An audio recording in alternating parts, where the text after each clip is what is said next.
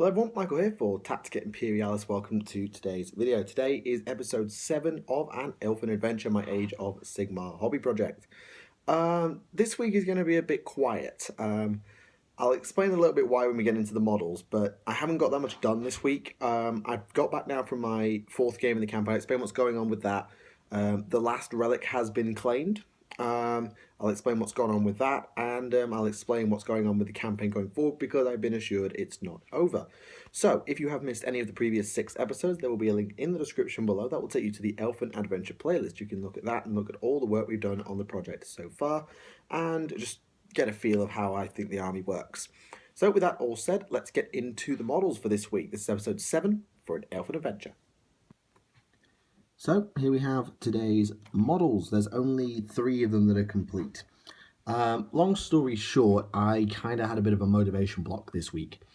After the campaign game 3, I recorded episode 6, then had another go at it a couple of days later, which is the episode that you watched today, at the time of recording. And I don't know, I just didn't really feel that buzz to paint. Maybe it's because I didn't buy anything new. It was nothing new. I wasn't experimenting with the army. I just had to finish a few things off, and I wanted to get my high elves redone. That I just didn't have the same rush to paint this week. But saying that, I finished off the Dark Rider that I hadn't done in the last episode. I think this is the right one anyway. It looks like it is. The spear basically is exactly the same way as in the other Dark Riders that I showed you in the last episode. So you can have a look at that if you want to have a look at how I did it. Nice and simple, and it's all finished off, so that unit is complete. They featured again in the campaign this week, so I'll let you know how that goes a little bit later in the video. I've also done 2 more archers. I'm just going to turn this guy around so you can just sort of see what I've done with him. Now, when I did my archers particularly, I messed with the kit quite a lot. So this guy on the left, you can see, there are a couple of kneeling legs, but instead of having him just in his typical firing position, I decided to have him in a reloading position. So he's looking down at his quiver as he goes to pick up another arrow, which I think is quite a cool pose. This guy would usually sit on my front rank, and he's painted in the same way as the archer from the last episode, who I'll just bring into the image. It might actually help if you just to get him as a reference point. I actually haven't painted the knife on his back. I need to do that. There's not much more I can really say about these guys other than it's a bit of a slog painting them. I mean, they're not a chore to paint, but if you want to do them quickly, you have to be careful. If you want to do them carefully, then you end up taking absolutely ages, and I don't really have the patience to spend hours painting individual miniatures. I can't do it. So I'm trying to get a balance between speed and quality. At the minute, I think I'm sort of leaning to the speed side. I wanted to get these down to as high a quality as I can. I still do. But at the same time, I just want to get them redone because they look horrible. So it's kind of an in-between at the moment, whether I want them to look awesome or whether I want them to get done. At the minute, I think I've got an alright balance, but it could be better. I think part of the other reason for my lack of work on it this week is I'm not using them. The campaign, I've stuck to my Dark Elves. I've stuck religiously to my Dark Elves because I want to give them a full run out. I played my High Elves several times before, far more than my Dark Elves, at least at the start of this series. And I don't know, Dark Elves just have this extra cool fact to them. There's just something awesome about Dark Elves compared to High. Plus everyone at the shop hates High Elves. They think they're all annoying. 6 2/3. So because I'm not using them, I guess the urge to paint them is a bit weaker. What I'll aim to do by next week is to get a full 5 done. So there's this guy back here who I've actually had to convert. I'll talk about him in a minute. Get him done and get another archer done. So as I have 5 redone. The Easter break, as I'm speaking, is 2 weeks and 2 days. So it's 16 days. Which, if I do the math, is if I paint 1 archer a day, I will have the unit pretty much repainted. I might have to do 1 day where I paint 2. But if I paint 1 archer a day, or average painting 1 archer a day, then I can have this unit done. So that's not a bad challenge. So next week, I'll definitely have 5 done. I'll hopefully have 10, because obviously I've got 3 done now. If I manage that 1 a day thing, then I'll actually be at 10. Just speaking about this guy over here, The head, I can't even remember where the head comes from. I think it's Spearman. Apologies for the fact it looks horrible. I need to repaint the flesh on it because my old elf flesh went very runny. The bow is drawn from the Tiranoc Chariot. And the sword is Shadow Warriors. I knew that kit had some use somewhere. I couldn't find an actual arm on the Shadow Warriors kit because they all carry their bow in one hand and the sword in the other. So I've got him with a sword that kind of looks alright. So that's how he looks, and he's just going to be repainted to fit the rest of them. It actually struck me with an interesting thing is that on this guy there's a double shirt. So he's got his lower tabard, which doesn't really have anything underneath it. And then he has this top cloak. So what I might do is, for consistency, this thing would have to be done in white because there's nothing underneath it, so to speak. But I'm going to keep it with all blue just for consistency, so it looks like all the other arters, although I could see an argument either way. That is the models for today. As I said, I haven't got all that much done, but yeah, so let's talk about Game 4/Week 5 and the fight for the final relic in the Quest for Gold campaign. Alright, Game 4. This game was wonky. For a start, there were 2 relics left to play, and there were 6 of us, which means that 3 games, 2 relics, you can't do it. It doesn't math. So what they decided to do was to basically turn it into a giant free-for-all. Well, I say free-for-all. It was kind of supposed to be teams, but it could also probably function as a free-for-all as well. So there was myself, a Lizardmen player who I hadn't faced, and a Chaos player who I hadn't faced, who was rocking quite a lot of Nurgle with some Beastmen. He had the Glotkin, he had an Arachnarok Spider, don't ask me why. He had Bestigors, he had some ambushing stuff. Quite an interesting list. He sort of put it together on the fly, and we were up against my 3 opponents from the last 3 games. The Archaon player, who decided instead of taking a full flying Archaon to take horse-mounted Archaon, which was kind of cool. The Lizardmen player who I faced, and the guy who I faced with Ogres and Dark Elves, who just decided this time to run pure Ogres. The guy had a Thunder Tusk, he had a Stonehorn. Yeah, it was that kind of a list. When we set up, we ended up just sort of deploying in 3 sections, so I ended up facing off against the Lizardmen player, and we just basically turned it into 3 mini-games. While we all rolled once for who went first, it just devolved into 3 games within a game. So how the mission worked was there were 3 arcane ruins on the board, 3 temples, so to speak. And your mission was to get your general, in my case Helebron, onto this temple and roll a 4+ in your hero phase. If you did that, you were teleported. This would take you to a room. And in this room, the first person that emerged there would fight 3 Stormcast Eternal Retributors with their big scary hammers. Kill them, and you could be teleported again. This would take you to one final boss room where you would fight off against a giant creature of Tzeentch to claim the final 2 relics, which is a Super Sword of Armor and the last Rune Fang, which is also super powerful. So I was a little bit upset with this because, well, Helebron's not a fighter. Actually, what am I talking about? Helebron is a fighter, but the Cauldron isn't designed to go into melee and get stuck in. It's designed to buff. So I was like, not ideal. But I was facing the other Lizardmen player that I faced before. So I sort of knew how to beat him. And he was trying to get his Carnosaur Lord up into the temple. Now, he'd spent his gold that he'd acquired throughout the campaign, and he managed to get himself 3 extra wounds. He paid like 30 or 40 or 50 gold for 3 extra wounds, which was kind of neat. I mean, I sort of dig it. I've got a bit of gold because I haven't really been picking it up in the last couple of games. So I've got a bit of gold spare. I might invest in an extra point of save on the Cauldron, so it has a 4-up, or an extra wound, so it has that 14th wound, which, I don't know, might be useful. Oops. So yeah, I was facing up against that, and my mission was kind of simple. Kill the Carnosaur, so as my ally, the Lizardman player who I was working with, who had the most relics, could go in and do the damage. And if he failed, I could try and seize it with Helebron, but if he couldn't kill it, I couldn't either, because he was running a Kropgar Carnosaur veteran as well. So, how it went was that he went first and got his Carnosaur straight up onto the temple, ready to go next turn. And I set up to stop him.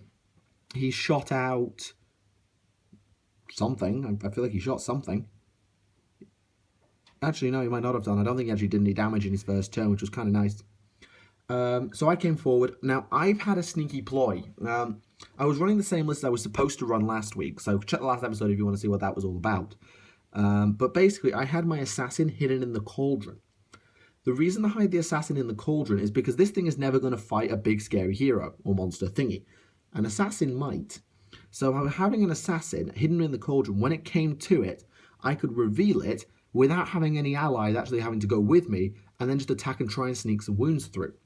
I was also planning to use Shadowblade in the same way, although he was obviously more versatile. If absolutely necessary, I could use him elsewhere. I forgot to use him on the Carnosaur, which I maybe should have done, but at the same time, it's neither here nor there.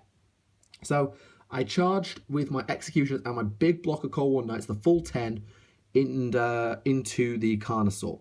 He put his Ripperdactyls in the way, but I just shot them out with my Bolt Thrower, Corsairs.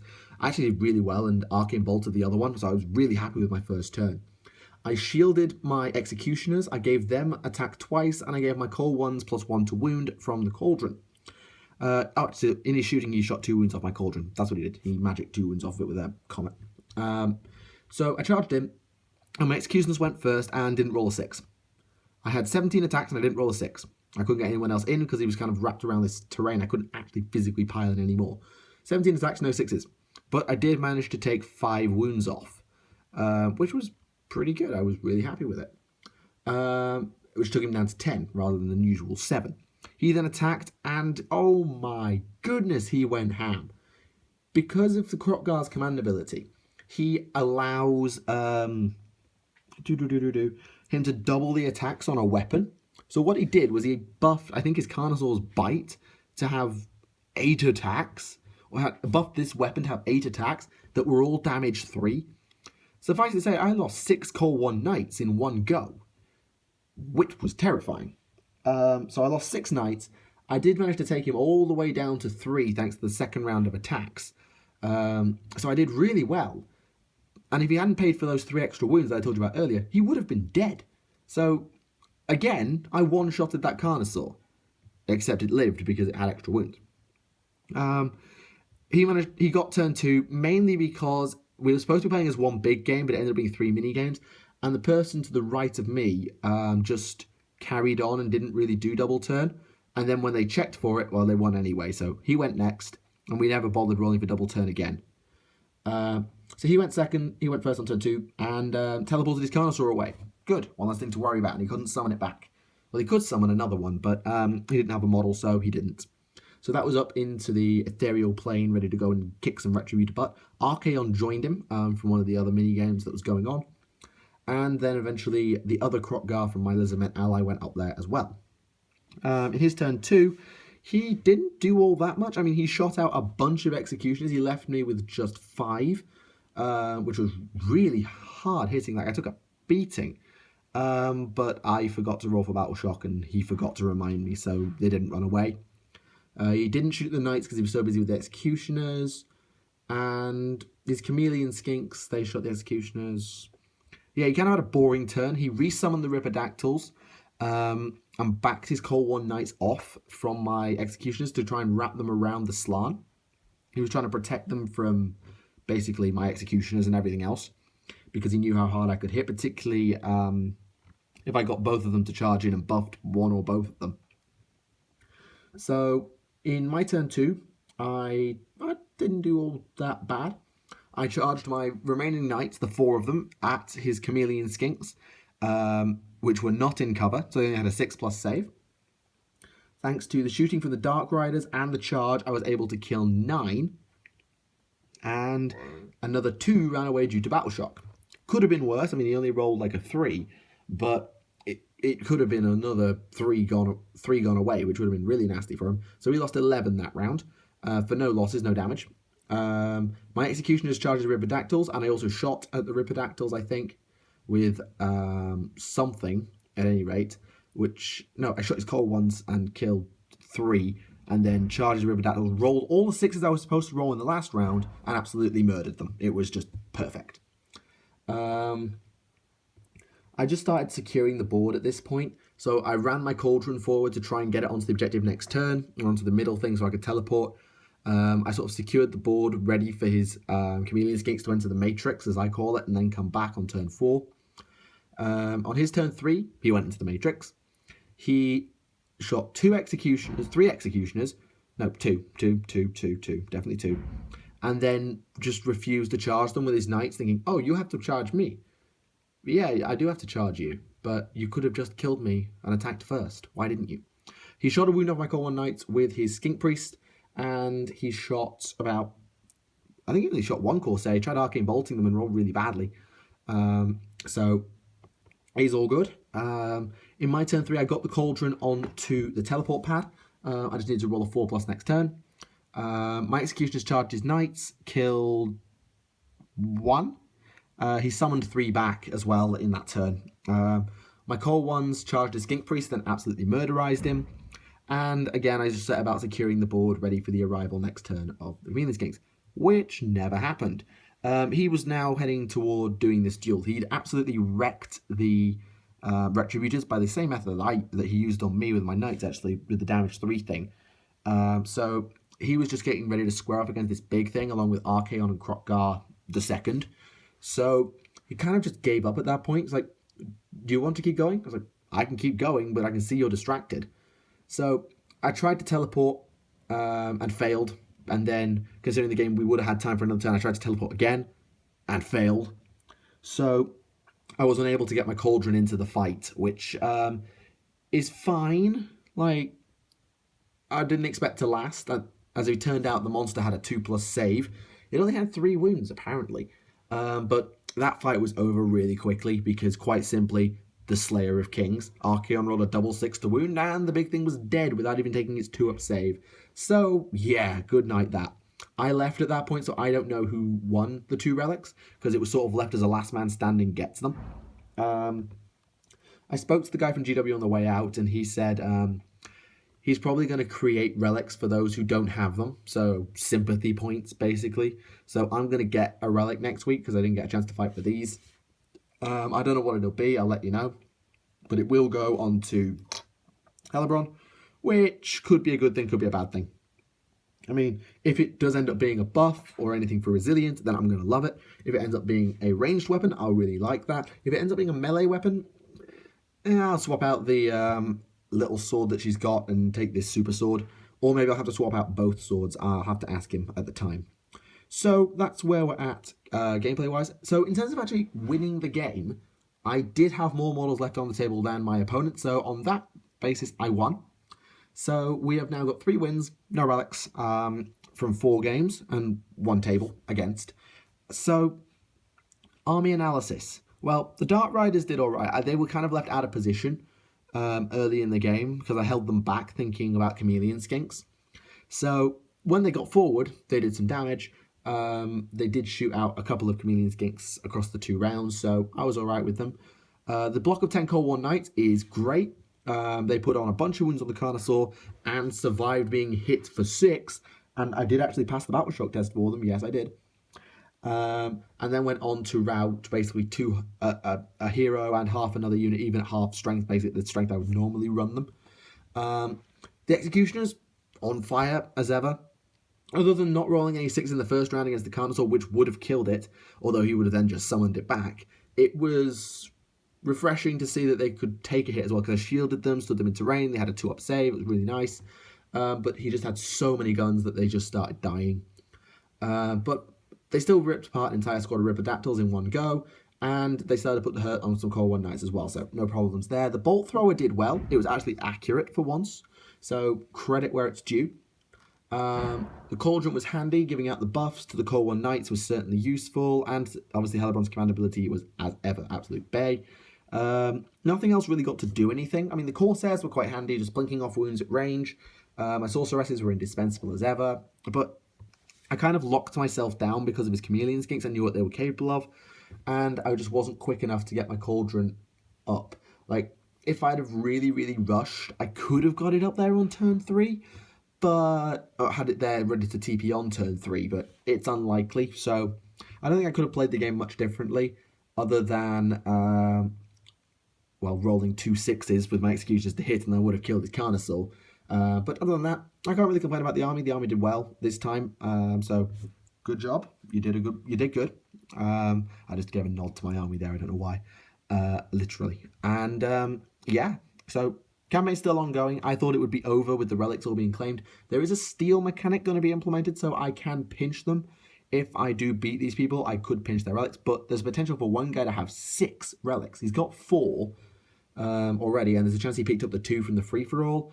The minimum anyone's going to have is... Well, there's one guy who's got 3, another guy who's got 2, another guy who had 1, another guy who had 4, and the guy who had 4. But the guy who had 1 and 2 are both up for those 2 that were up for grabs today, so they could have 3, 4, or the guy could have 6. So I really do think that stealing relics is going to be a real nightmare, but they're all stacked onto generals. So realistically, the whole plan is just avoid the general. If I can beat the rest of the army, then I'll win the game, because one general can't do all of it, unless it's like Archaon or something. So I think I'll do okay, but I can't say. I'll have to see what my relic is as well. I'll tell you about that next week. So that is all for this episode of An Elfen Adventure. I do hope you have enjoyed the video. Make sure to leave it a like if you did. And leave any comments down below about paint skiing, gameplay, the usual. Just let me know. I'm always happy to listen. I should be updating next week with what happened in that game, if it's worthy of note at any rate. I mean, it's actually going to get interesting now because there's relics, there's steals. So I think I'll be able to give you that game. In terms of swapping out the list, just while I'm thinking about it, the only thing I might consider is changing out the Witch Elves and Death Hag entirely and putting in 5 Dark Shards, my other Assassin, and my Medusa, which gives another 15. It's the same 15 wounds. It might work. I'll have to see, but my Cauldron benefits Witch Elves so much that maybe not. Anyway, thank you very much for watching the video. My name is Michael for Tactica Imperialis. This has been episode 7 of An Elfen Adventure. Until the next time, I'll see you all again. Bye for now.